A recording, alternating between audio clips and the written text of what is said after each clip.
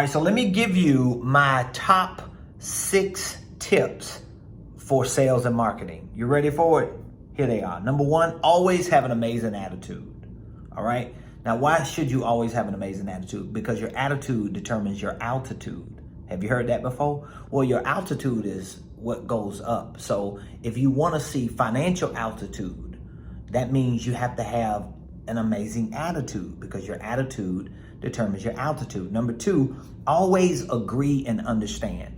It doesn't mean the customer or the prospect or the lead or whoever you're talking to or making a presentation to about your products and services, it don't mean they always right. It just means you're always agreeing and understanding. So they could be saying something flippant or stupid and I'll be like, okay, I understand, I agree, I get you.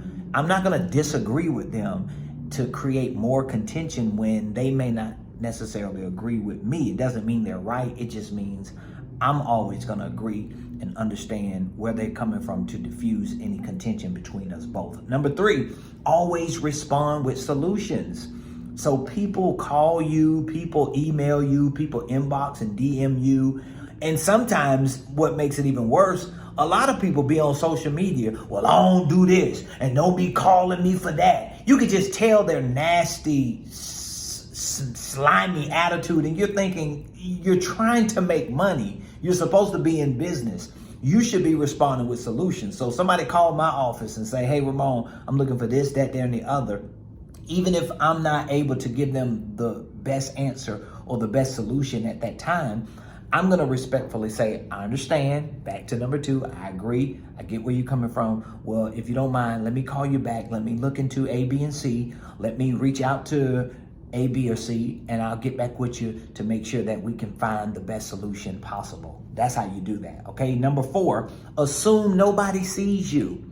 So when you're putting information out on the internet, when you are sharing content and posting on social media like you should be doing, assume nobody sees you. That means you should be putting way more out there than you are. I know you hear people say, well, you need to post once a day. You need to send 1 email a week out. You need to at least text people in your inner circle or in your database once a month. No, you don't. You should be doing 1,000 things every day, because you should assume nobody sees you. Number 5, target the qualified, the able, and the willing. Meaning that when you are sharing things on social media, when you are crafting messages and telling stories and giving presentations and proposals, it should be targeting the qualified, people who are qualified, people who are able and willing to buy your products and services.